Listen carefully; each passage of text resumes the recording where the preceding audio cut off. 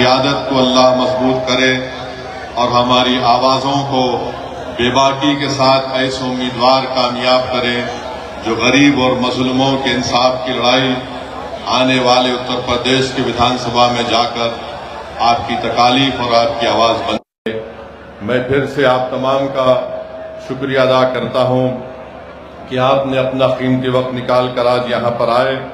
शय नशीन पर तशरीफ फरमा जनाब आरिफ साहब, शाहिद साहब, महफूज साहब, शमशाद साहब, सरताज साहब, इमरान साहब, साहिर मलिक साहब और इस जलसे के कन्वीनर मेरे भाई जनाब आफ्ताब अंसारी साहब, मैं उनका ख़ास शुक्रिया अदा करता हूँ। और ज़िला के प्रभारी शहजाद खां साहब, महताब चौहान साहब जो पिछले कई दिन से यहाँ पर क़याम करके इस जलसे को कामयाब करने के दिन रात मेहनत की, मुफ्ती रियाज मेहदी क़ासमी साहब, हकीम अब्दुलसलाम साहब, इंतज़ार अंसारी साहब, शाहिद सैफ़ी साहब, अखिल सैफ़ी साहब, नज़ाकत अली साहब, हमारे मेरे छोटे भाई जनाब मनमोहन जा पंडित, शादाब साहब, एहसन मंसूरी साहब और उत्तर प्रदेश के अध्यक्ष और सदर कुलीन मजलिस इत्तेहादुल मुस्लिमीन जनाब शौकत अली साहब। मेरे अजीज दोस्तों और बुजुर्गों, मैं सबसे पहले खिराज अकीदत पेश करना चाहूँगा और दुआए मग़फ़िरत हम सब मिलकर करेंगे कि आप और हमने एक अजीम आलिम दीन को हमने आज खोया, जिनका नाम हज़रत मौलाना सलमान हुसैनी नदवी साहब था। वो जय्यद आलिम दीन थे, बेबाक थे और हक़ बात को कहने से डरते नहीं थे। आज वो अल्लाह सुब्हाना व तआला ने आज वो यहाँ से इस दुनिया से रुखसत होकर आज उनका इंतकाल हुआ है। मैं अल्लाह से दुआ भी करता हूँ और आप तमाम लोगों से अपील भी करता हूँ कि हम लोग हज़रत मौलाना सलमान हुसैनी नदवी साहब रहमतुल्लाह अलैह के लिए दुआ करें कि अल्लाह सुब्हाना व तआला उनकी मग़फ़िरत करे, अल्लाह सुब्हाना व तआला उनकी खबर को कुशादा फरमा दे और अल्लाह सुब्हाना व तआला उनका एक नेक नेमर बदल इस दुनिया में आपको और हमको अल्लाह दे दे। मैं इस बात को कहना ज़रूरी समझता हूँ कि जब मजलिस इत्तेहादुल मुस्लिमीन पहली मरतबा उत्तर प्रदेश में विधानसभा का चुनाव लड़ रही थी तो मुझे हज़रत मौलाना सलमान हुसैनी नदवी साहब का फ़ोन आया। उन्होंने कहा कि मैं आपसे मुलाकात करना चाहता हूँ। उन्होंने मुझे लखनऊ बुलाया, मैं लखनऊ गया उनके घर पर और वहाँ पर हमारी पहली मुलाकात हुई और उन्होंने हम तमाम की बड़ी हौसला अफजाई की और बल्कि उन्होंने हमसे ये भी कहा कि मुल्क में मुस्लिम अक़लियत की एक सियासी क़ियादत और उसकी एक सियासी आवाज़ की ज़रूरत है। मुझे हमेशा उनकी कमी महसूस होती रहेगी, मगर मेरे अजीज़ दोस्तों और बुज़ुर्गों, ज़िंदगी की सबसे बड़ी हकीकत यह है कि जो यहाँ पर आएगा उसको इस दुनिया को छोड़कर जाना है। कोई आगे है तो कोई पीछे है। हम अल्लाह से दुआ ही करते रहेंगे कि अल्लाह उनकी मग़फ़िरत करे। मेरे अजीज़ दोस्तों और बुज़ुर्गों, दूसरी अहम बात जो मैं आपके सामने रखने आया हूँ कि आपको और हमको उत्तर प्रदेश में अपनी एक सियासी क़ियादत को मजबूत करना है। मैं आपसे गुजारिश करने आया हूँ कि जिस तरह बिहार में मजलिस इत्तेहादुल मुस्लिमीन को बिहार और ख़ास तौर से सीमांचल की आवाम ने मजलिस को अपनाया और मजलिस इत्तेहादुल मुस्लिमीन के अरकान असम्बली को मुंतखब किया और बिहार के मुस्लिम अक़लियतों ने और सीमांचल की गरीब आवाम ने आपको ये पैगाम दिया कि देखो, हमने मजलिस को अपनाया और अपने इत्तेहाद की ताकत और क़ुव्वत के बलबूते पर हमने मजलिस इत्तेहादुल मुस्लिमीन के 5 विधायक बिहार में हमको कामयाब किया। मेरे अजीज दोस्तों और बुजुर्गों, देश के सबसे बड़ा प्रदेश उत्तर प्रदेश है और यहाँ पर इतनी बड़ी तादाद में मुस्लिम अक़लियत रहती है। आप इस बात का यकीन कर लीजिए कि जब तक आपकी एक सियासी क़ियादत लीडरशिप नहीं बनेगी, जब तक आपके दरमियान से कोई नेता नहीं खड़ा होगा, नाइंसाफी का खात्मा नहीं हो सकेगा। याद रखिए, जलसों में हजारों लाखों लोगों को जमा करके करारदादें मंजूर करके जज्बाती नारे लगाने से गरीब का घर नहीं बचता। अगर एनकाउंटर से बचना है, अगर हमको अपनी मसाजिद की हिफाजत करना है, अगर हम अपने गांव और अपने घर के अतराफ में विकास चाहते हैं, अगर हम अपनी बेटियों के लिए तालीम और कॉलेज चाहते हैं, अगर हम अपने बूढ़े लोगों के लिए हुकूमत से एक अस्पताल चाहते हैं, अगर हम इज्जत चाहते हैं, अगर हम बेबाक तरीके से अपने दीन पर अमल करना चाहते हैं, तो याद रखिए आपको उत्तर प्रदेश में अपनी एक सियासी क़ियादत को बनाना पड़ेगा। और इस बात को ज़हन नशीन कर लीजिए कि जो कोई आकर ये कहता है कि अगर अल्पसंख्यक समाज मुसलमानों की एक सियासी लीडरशिप बनेगी तो इससे फिरका परस्ती में इजाफा होगा, मैं जिम्मेदारी के साथ कह रहा हूं, ये लोग झूठ बोल रहे हैं। अगर फिरका परस्ती के इस समंदर में आज इस मुल्क को घेरा जा रहा है, जगह जगह पर हमको नुकसान पहुंचाया जा रहा है, तो फिर इसका जिम्मेदार कौन है? इसका जिम्मेदार वही लोग हैं जो पिछले 70 साल से मिल्लत मजलूमा को ये कह कर सुलाते रहे और उनको रोकते रहे कि नहीं नहीं, आपकी और हमारी लीडरशिप नहीं हो सकती है, हमको नाम निहाद सेकुलर पार्टियों का साथ देना है। बताइए अजीज दोस्तों और बुजुर्गों, हमने 70 साल में हर किसी सियासी जमात के हक में वोट दिया, बताओ हमारा क्या फायदा हुआ? हमारा कोई फायदा नहीं हुआ, हमारा नुकसान बहुत ज्यादा हो गया है। इसीलिए मैं आज आपसे फिर से अपील कर रहा हूं कि मुत्तहिदा तौर पर आप अपने वोट का सही इस्तेमाल करते हुए आने वाले असेंबली और विधानसभा के चुनाव में मजलिस इत्तेहादुल मुस्लिमीन के उम्मीदवारों को आप कामयाब करिए। यकीनन हम भी नहीं चाहते कि दोबारा उत्तर प्रदेश में बीजेपी की सरकार बने। मैंने पहले भी कहा और आज भी कह रहा हूं कि अगर कोई हमसे गठबंधन करने तैयार है बीजेपी को रोकने के लिए, तो असदुद्दीन ओवैसी आधे रास्ते तक पैदल चलकर आने तैयार है। हम भी नहीं चाहते कि दोबारा बीजेपी की सरकार यहां पर बने। मगर याद रखिए, अगर आप ये समझते हैं कि नहीं समझौता नहीं होगा, तुम्हारा काम सिर्फ वोट डालकर अपने घर में जाकर खामोश बैठ जाना, तो मैं उनसे कहना चाहूंगा कि अब वोट डाला जाएगा मगर वोट नेता बनाने के लिए इस्तेमाल होगा। वोट किसी पार्टी को बचाने के लिए नहीं इस्तेमाल किया जाएगा। मेरे अजीज दोस्तों और बुजुर्गों, अगर गठबंधन होगा, अलायंस होगा, इज्जत और मान सम्मान के साथ होगा, तो यकीनन असदुद्दीन ओवैसी और मजलिस इत्तेहादुल मुस्लिमीन उस गठबंधन के साथ काम करने को तैयार है। हम पूरी कोशिश करने तैयार है कि दोबारा भाजपा की सरकार उत्तर प्रदेश में ना बने। मगर अगर आप ये समझते हैं कि हमारा काम सिर्फ दरी बिछाना है, तो याद रखो अब कोई दरी नहीं बिछाएगा। अब दरी बिछाने के दिन खत्म हो चुके हैं। चाहे वो नौजवान हो, चाहे वो बुजुर्ग हो, यह हमारी इज्जतदार माँ और बहनें हैं, वो इस बात को महसूस कर लिए हैं कि अब दरी नहीं बिछाएगी, अब हक की और मान सम्मान की लड़ाई होगी।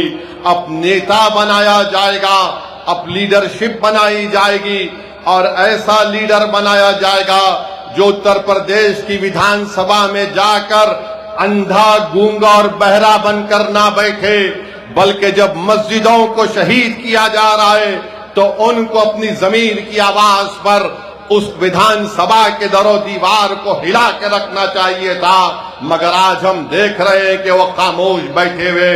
तो मेरे अजीज दोस्तों और बुजुर्गों, मेरी आपसे अपील है कि याद रखिए, नेता आपको बनना है।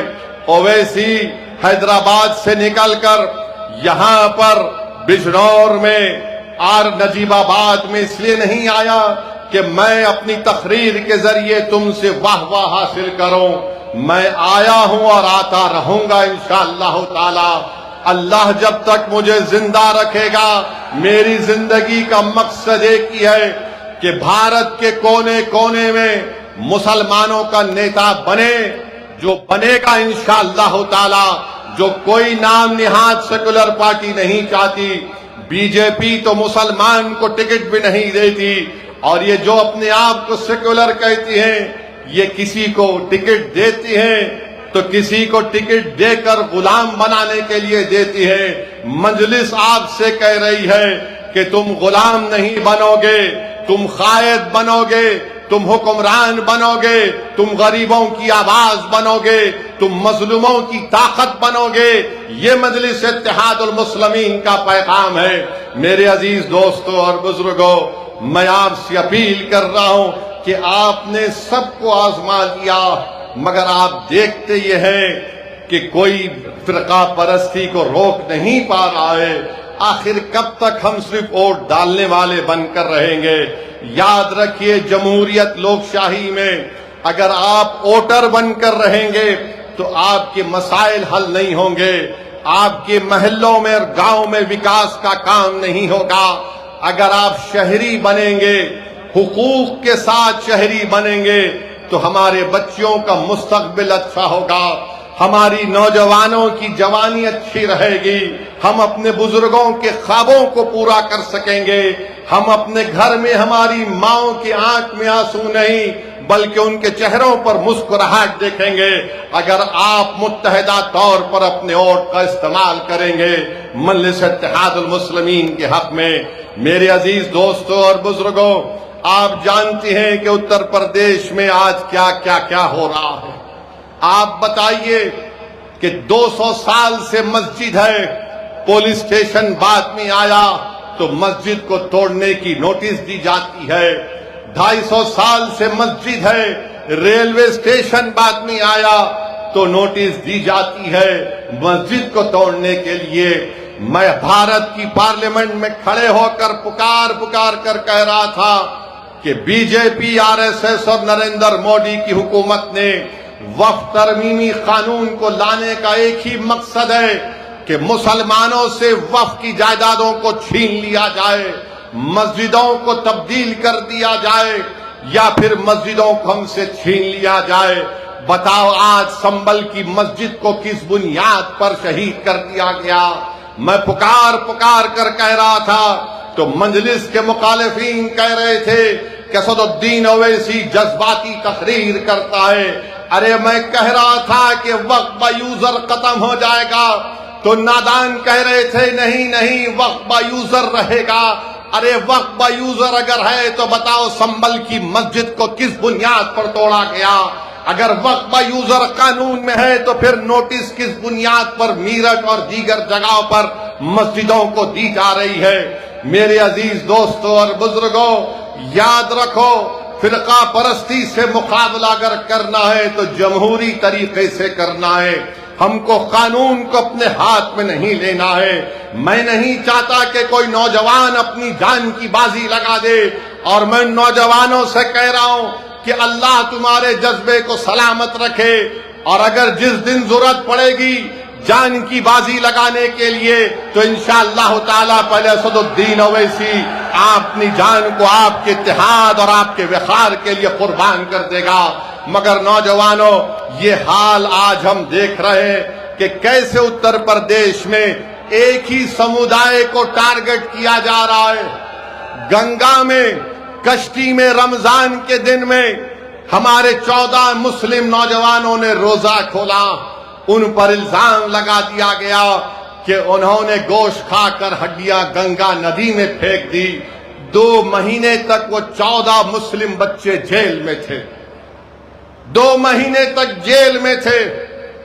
कितने ये नाम निहाद सेकुलर पार्टी के नेताओं ने अपनी आवाज उठाई, अपनी जबान को जुम्बिश दी, सब गूंगे बनकर बैठ गए। एक दीवाना मंजलिस का वैसी पुकार रहा था, ये बच्चों पे जुल्म हुआ है, जुल्म हुआ है। और वही आप देखते हैं कि चंद दिन पहले एक वीडियो आई कि कोई लोग कश्ती में बैठकर शराब भी पी रहे हैं, मुर्ग भी गोश्त पका रहे हैं। उनको पुलिस ने अरेस्ट किया और दूसरे दिन उनकी बेल हो गई। बताओ, कानून के इस्तेमाल में भी इस तरह का इम्तियाज होता है। कानून के इस्तेमाल में भी नरमी दिखाई जाती है।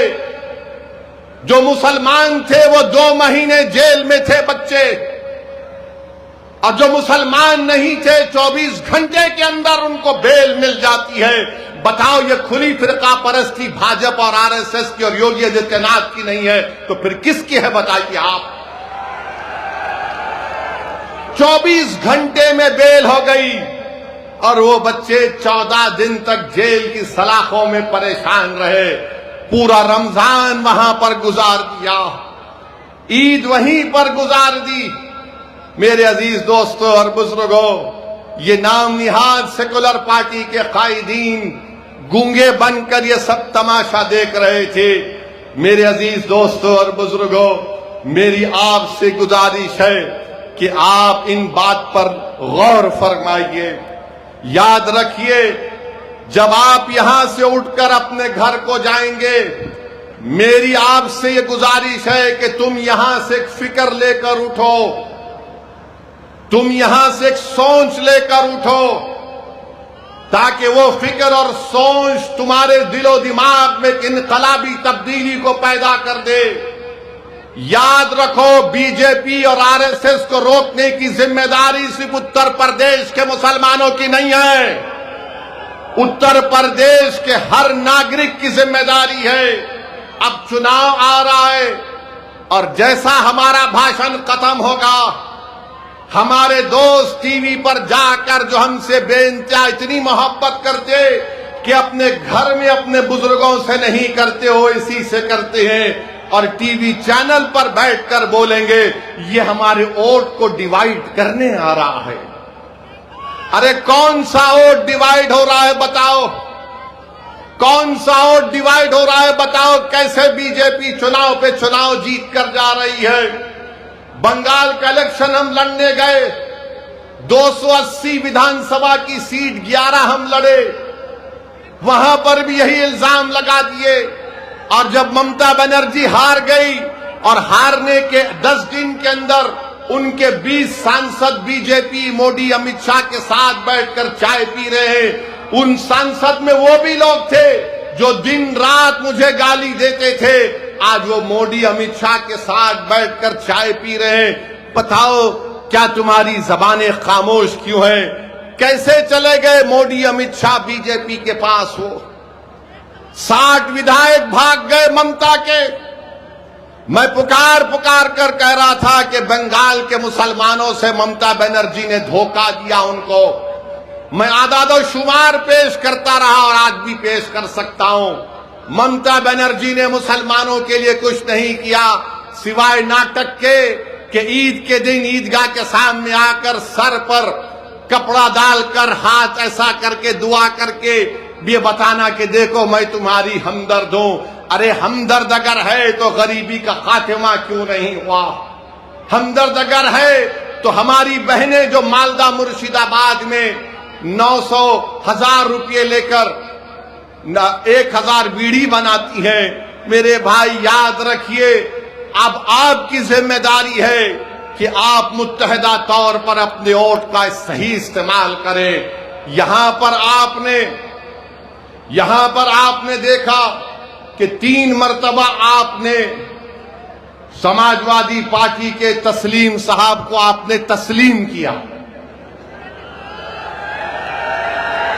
तस्लीम साहब को आपने तस्लीम किया, मगर ये ऐसे तस्लीम साहब हैं जिन्होंने नजीबाबाद की जनता को तस्लीम नहीं किया, मुस्तरद किया। हम साल में 2 मरतबा चांद देखकर हमारे उलमा ईद का ऐलान करते हैं। ये ऐसा चांद है जो 5 साल में एक मरतबा नजर आता है। और आपने बीजेपी के डर से उनको वोट दिया तो तस्लीम साहब ने समझ लिया कि मुझे नजीबाबाद में कुछ काम करने की जरूरत नहीं है, मैं बीजेपी का नाम लेके डराऊंगा तो लोग मुझे तस्लीम कर लेंगे। सुन लो तस्लीम साहब, अब नजीबाबाद की जनता मजलिस इत्तेहादुल मुस्लिमीन को तस्लीम करेगी और कबूल करेगी, क्योंकि आपने तो कोई काम ही नहीं किया। आपसे कहा गया रोड का काम करवाओ तो आपने कह दिया मैंने रोड के काम को रुका दिया। आपने कहा कि मैंने रोड के काम को रुका दिया।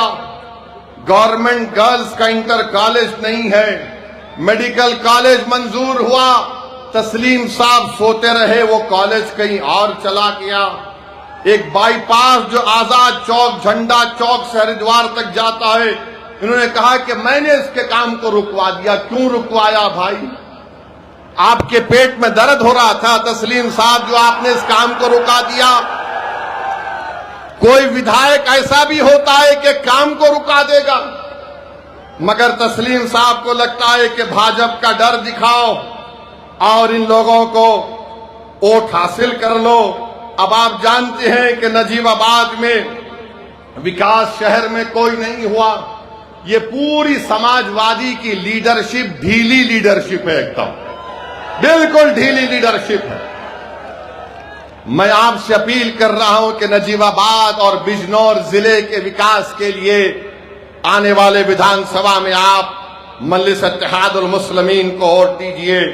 और फिर बाबा ने आकर कहा था यहां पर कि इंटीग्रेटेड एथेनॉल प्रोडक्शन का 2017 में फैक्ट्री का संगे बुनियाद रखा, 56 करोड़ रुपये खर्चा किए और कहा कि 40,000 लीटर एथेनॉल हर दिन में बनेगा। मार्च 2024 से फैक्ट्री बंद है। बाबा को फिक्र ही नहीं है, मगर बाबा से पूछो तो बाबा बोलेंगे अगर कोई रोड पर आकर सड़कों पे आकर गुंडागर्दी करेगा तो बर्दाश्त नहीं किया जाएगा। ऐसे करने वालों के साथ पीढ़ियों तक इसका परिणाम भुगतना पड़ेगा। ये बाबा का बयान है। माने उन्होंने कहा था 10 मुहर्रम के जुलूस के बारे में, जो शहादत हुई नवासे रसूल इमाम हुसैन की, तो हम बाबा को बताते हैं कि जो 10 मुहर्रम का जुलूस है बाबा, वो नवासे रसूल की शहादत और अहले बैत की शहादत के सिलसिले में जुलूस निकलता है। और हम उनको याद दिलाना चाहते हैं कि वक्त के यजीद ने भी, उस वक्त के यजीद ने भी और इस वक्त के यजीद भी यही समझता था कि कमजोरों को खत्म करने से कामयाबी मिल जाएगी।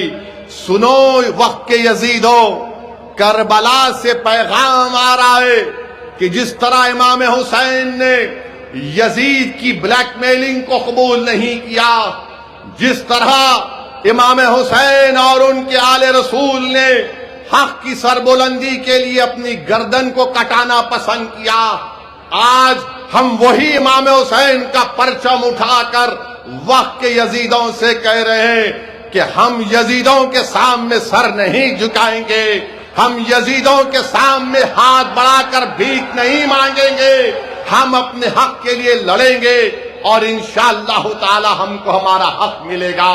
और याद रखो जालिमों,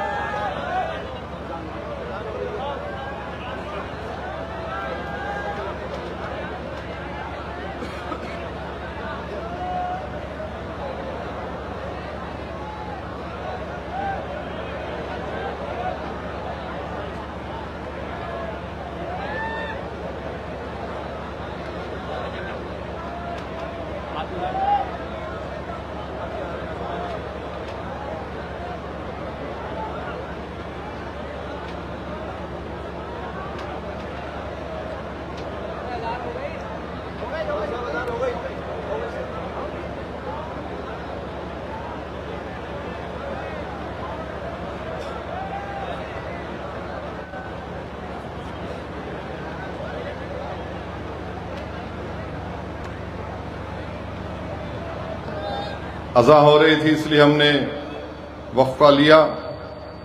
मेरे अजीज दोस्तों और बुजुर्गों, किसी शायर ने अच्छा कहा, जुल्म फिर जुल्म है, जुल्म बढ़ता है तो दब जाता है, खून फिर खून है, टपकेगा तो जम जाएगा। तो मेरे अजीज दोस्तों और बुजुर्गों, आप जानते हैं कि यहां पर नजीबाबाद में एक शुगर मिल का भी क्या हाल होकर रह गया। बाबा कहते हैं कि पीढ़ियां याद रखी जाएंगी, पिछले साल किसकी इबादतगाह के सामने तमाशा किया गया था वो आप जानते हैं। मगर आज हम देख रहे हैं कि आज हमको एक तरफ से डराया जाता है। अखिलेश कहते हैं कि अगर वोट मुझे नहीं दोगे तो कभी चुनाव नहीं होगा। अखिलेश यादव ये क्यों भूल जाते कि जब वो मुख्यमंत्री थे तो आजादी के बाद 50,000 मुसलमानों को उनके घर से बेघर कर दिया गया था। वो मुजफ्फरनगर का कांड जब हुआ था, अखिलेश यादव मुख्यमंत्री थे। उन्हीं के उस गलतियों की बिना पर आज हम देखते हैं कि बीजेपी इख्तिदार पर आकर बैठ गई और बोलते हैं कि चुनाव नहीं होगा। यही बात ममता बनर्जी ने कही थी बंगाल में, मगर आपने देख लिया क्या हुआ। मेरे अजीज दोस्तों और बुजुर्गों, मेरी आपसे अपील है कि जो एक तरफ डरा रहे हैं और दूसरी तरफ हमसे कहा जा रहा है कि तुमको ऐसी सजा देंगे कि तुम्हारी पीढ़ियां याद रखेंगे, हम इनसे पूछना चाहते हैं पहले अखिलेश यादव से। और अखिलेश यादव की पार्टी में एक साहब ने हमको मोहन भगवत से मिला दिया, मोहन भगवत से हमको मिला दिया। खैर, उसका भी जवाब देता हूं। याद रखो, तुम जो कुछ बोलोगे मैं हर एक का जवाब दूंगा। कोई माइका लाल पैदा नहीं हुआ जो मेरी जबान को रोक सके। संविधान और जमहूरियत के दायरे में रहकर बोल रहा हूं। एक मध्य प्रदेश के मुख्यमंत्री हैं बीजेपी के, उनका नाम है मोहन यादव साहब। इंडियन एक्सप्रेस अखबार ने एक खबर छापी कि मोहन यादव साहब के परिवार ने जमीनात के कारोबार करके, जहां पर मध्य प्रदेश की बीजेपी सरकार ने विकास का काम करवाया, वहां पर मोहन यादव साहब और उनके परिवार ने उन जगह पर जमीन खरीदकर फायदा उठाया। बीजेपी का मुख्यमंत्री है और अखिलेश यादव उनकी ताईद में खड़े हो गए और खड़े होकर क्या किए कि नहीं नहीं, मोहन यादव को हटाने की बात हो रही है। अखिलेश यादव से पूछना चाह रहे हैं, वो यादव है और आप यादव हैं, तो यादव पे इल्जाम लगा तो आपके दिल और दिमाग में तकलीफ पहुंच गई। संभल में मेरी मस्जिद को शहीद कर दिया गया, नोटिसें दी जा रही हैं, अखिलेश को तकलीफ नहीं होती है। ये समाजवादी पार्टी का पीडीए है कि यादव बीजेपी का होगा तो अखिलेश कूद कर उसकी मदद को जाएंगे। जो यादव नहीं होगा, अखिलेश के पेट में दर्द नहीं होगा। और आप मुझे कहते हैं कि मोहन भगवत से मिलाते हैं। अरे नादानो, तुम्हारे नेता को तुम जाकर पूछो कि बीजेपी के मुख्यमंत्री से तुम्हारे नेता को इतनी मोहब्बत क्यों है, बताओ मुझे। किस लिए मोहब्बत है बताओ। मोहब्बत की बुनियाद जात है। और मैं तुम्हारे लिए पुकार रहा हूं, लड़ रहा हूं। ना मैं जात देख रहा हूं ना कुछ देख रहा हूं। मैं कह रहा हूं मजलूम है तो इंसाफ मिलना चाहिए। ये अखिलेश की सियासत है कि यादव बीजेपी का होगा तो मैं उसके लिए आवाज उठाऊंगा। ये पीडीए का असली चेहरा है आपके सामने। तो मेरे अजीज दोस्तों और बुजुर्गों, जो लोग हमको मोहन भगवत से मिलाते हैं, अब जाकर तुम तुम्हारे नेता से पूछो। बिहार में भी अखिलेश यादव अपने 5 मुस्लिम, कितने 2 या 4 मुस्लिम विधायक को बिहार भिजाए और हर जगह पर जाकर ओवैसी के बारे में बोलो, ओवैसी के बारे में बोलो। ऐसा लग रहा था कि हमारे सास ससुरे भी इतना नाम नहीं लेते, हमारा ही वजीफा पढ़ रहे थे। सीमांचल की जनता ने कहा कुछ नहीं, वोट कटेगा नहीं, मंजलिस को वोट जाएगा, पतंग छाप को वोट जाएगा। मैं उनसे कहना चाहूंगा, किसी शायर ने अच्छा कहा था कि जाहिद तंग नजर ने मुझे काफिर जाना और काफिर ये समझता है कि मुसलमान हूं मैं। ए चश्मे उदू मुझको हिकारत सा ना देख, जिस पे कुदरत को नाज है वो इंसान हूं मैं। जिस पर कुदरत को नाज है इंसान हूं मैं। तुमको नाज होगा अखिलेश पर, तुम अपनी नाज करते रहो। अखिलेश को तड़प है तो मध्य प्रदेश के बीजेपी के मुख्यमंत्री, जहां पर अब यूनिफॉर्म सिविल कोड लाया जा रहा है, जहां पर शरीयत में मदाखलत की जा रही है उस मुख्यमंत्री की क़यादत में, उसके लिए अखिलेश यादव मोहब्बत कर रहे हैं, उसकी बचाव के लिए आ रहे हैं। बताओ उत्तर प्रदेश के मुसलमानों जो कहते हैं कि नहीं नहीं समाजवादी, अरे समाजवाद नहीं है, ये सिर्फ यादववाद की सियासत है जिससे आपको निकलकर मजलिस इत्तेहाद और मुस्लिमीन के हक में अपने वोट का इस्तेमाल करना पड़ेगा। लोग मुझसे पूछते हैं क्या वैसी तुम क्या सिर्फ मुसलमानों की बात करोगे? नहीं, मुसलमान की बात इसलिए करता हूं, दलित की बात इसलिए करता हूं कि सबसे ज्यादा जुल्म उन पर होता है। बताओ बिहार में एक नौजवान 28 साल का बच्चा भारत भूषण तिवारी, उसका इनकाउंटर करके गोली मार दी गई। वो सरेंडर किया अपने आप को पुलिस के सामने। अखबार हिंदू की रिपोर्ट है कि पुलिस वालों ने घेरा लेकर उसको 2 गोली मारी। वो भारत भूषण तिवारी मुस्कुरा रहा था, फिर पुलिस की गाड़ी में डालकर और 3 गोलियां मारी। वो भारत भूषण तिवारी मर गया। उसके लिए मैंने आवाज उठाई, ये नहीं देखा कि मुसलमान है। मैं एनकाउंटर के खिलाफ था और रहूंगा इंशाअल्लाह ताला। मेरा मानना यह है कि एनकाउंटर गलत है। जब कोर्ट, अदालत, संविधान BNSS है तो फिर अगर एनकाउंटर से इंसाफ हो सकता है तो फिर कोर्ट को, BNS को उठाकर फेंक दो, कोर्ट को बंद कर दो। रूल ऑफ लॉ, संविधान की बात करता है।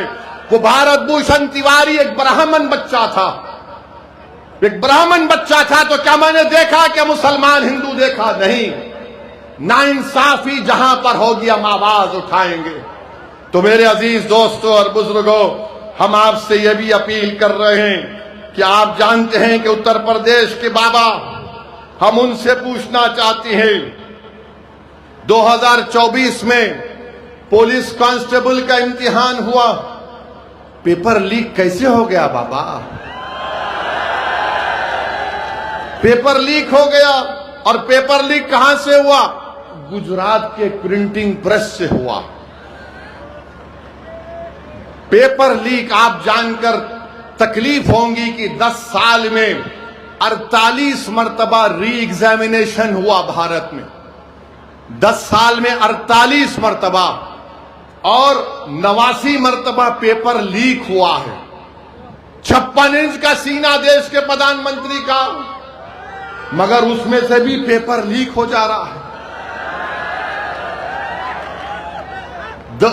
10 साल में 48 मरतबा री एग्जामिनेशन, 89 मरतबा पेपर लीक। महाराष्ट्र में टीचर्स का इम्तिहान पेपर लीक। माने बताओ ये लीक कैसे हो रहा है? अब हद तो ये हो गई। आप देखिए कि फिर दोबारा इम्तिहान हुआ। 28 लाख बच्चे इम्तिहान लिखे। कितने पोस्ट के लिए? कुछ 26,000 या 30,000 पोस्ट के लिए। मैं उन बच्चों से पूछना चाहता हूं, तुम नफरत करना चाहते ना, करो हमसे नफरत, मगर ये तो बताओ कि 11 साल में तुमको क्या मिला सिवाय नफरत के? 26,000 पोस्ट के लिए 28 लाख 50,000 बच्चे इम्तिहान लिखते हैं। बताओ आपको क्या मिला? आज हम आ रहे थे तो जहां पर हम होटल में ठहरे, मीडिया के लोगों ने हमसे पूछा कुछ बोल दीजिए। हमने कहा क्या सवाल है तुम्हारा? तो कहा वो चंदा चोरी पे कुछ बोल दीजिए, चंदा चोरी पे कुछ बोल दीजिए। मुझे याद है कि सुप्रीम कोर्ट ने अपने जजमेंट में कहा था कि 6 दिसंबर 1992 को जो हुआ वो एग्रेगियस एक्ट है। ये सुप्रीम कोर्ट ने कहा था। अब मुझसे पूछा गया कि बताओ आप इस पर आप क्या कहेंगे, तो मैंने इतना ही कहा, अगर ट्रस्ट में गलती हो गई, उस ट्रस्ट में एक मुसलमान को तुम मेंबर बना लेते और बाद में जब ये घोटाला सामने आया तुम उस मुसलमान को ले जाकर एनकाउंटर कर देते, बुलडोजर से उसका घर तोड़ देते, केस क्लोज्ड। चंपक तो मजे में है, चंपक अभी पूरे चंपक मजे में है। आप बताइए क्या हो रहा है, क्या हो रहा है बताइए आप। किसका घर नहीं तोड़ा जा रहा है? जिनको गिरफ्तार किया गया उनको पुलिस कस्टडी भी नहीं ली जाती। अब शायद आज के बाद, मेरे बोलने के बाद शायद कल पुलिस कस्टडी ले लेंगे। बताओ आज क्या हो रहा है उत्तर प्रदेश में। मेरे अजीज दोस्तों और बुजुर्गों, हम आपसे अपील कर रहे हैं कि अपने इत्तेहाद को मजबूत करिए। और ये बीजेपी आरएसएस वालों से हम पूछना चाह रहे हैं, ये चंपक आपका लाडला है या नहीं है, बताओ हमको। और हमको बोलते ये पाकिस्तानी है, ये जिहादी है, ये बांग्लादेशी है। तो ये राम माधव जाकर पाकिस्तान से ट्रैक टू डिप्लोमेसी कैसा कर रहे हैं आरएसएस के? वो पाकिस्तान जिसने पहलगाम में भारत के 26 लोगों को गोली मार दी थी, वो पाकिस्तान जिसकी सपोर्ट पर दिल्ली में लाल किले पर सुसाइड बॉम्ब के जरिए 50 लोगों की मौत हुई, जिसमें हिंदू मुसलमान मारे गए।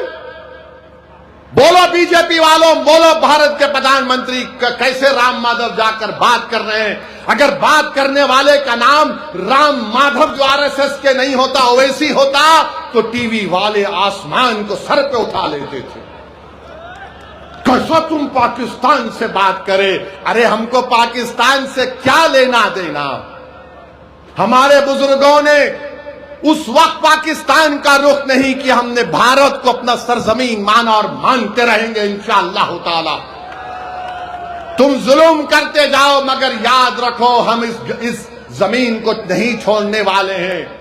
इसी जमीन में पैदा हुए, इसी जमीन में इज्जत के साथ जिंदगी गुजारेंगे, इसी जमीन पर सीना तान कर अपनी हक की लड़ाई लड़ेंगे, इसी जमीन पर खड़े होकर अपना नेता बनाएंगे, इसी जमीन पर खड़े होकर जो हमारी सरजमीन है हम अपने पूरे हुकूक को मनवा कर रहेंगे। जो लोग हमको गाली देते हैं, मैं तुमको आज आईना दिखा रहा हूं, बताओ तुम उस पर क्या कहोगे? मेरे अजीज दोस्तों और बुजुर्गों, हम आपसे अपील कर रहे हैं कि मुत्तहदा तौर पर अपने वोट का इस्तेमाल आपको करना है। बीजेपी को रोकना है, आओ हाथ मिलाओ, हम तैयार हैं। मगर इसका यह मतलब नहीं है कि तुम मेरे इस बात को तुम कमजोरी की अलामत समझो।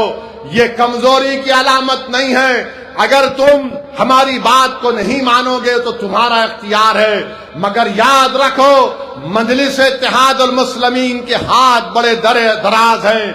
ये हाथ जो आज तुम्हारी तरफ दोस्ती के लिए बढ़ रहे हैं, कल तुम्हारे गिरबान के तार खेलेंगे तो तुम रोना नहीं, तुम रोना नहीं। और याद रखो इंशाअल्लाह ताला उत्तर प्रदेश के आने वाले विधानसभा में आप और हम मिलकर इंशाअल्लाह ताला पूरा गेम बदल देंगे। इंशाअल्लाह ताला पूरा गेम बदलेंगे। अब नहीं होगी गुलामी की बात, अब नहीं होगी दरी बिछाने की बात, अब हक की बात होगी, हिस्सेदारी की बात होगी, नेता बनाने की बात होगी।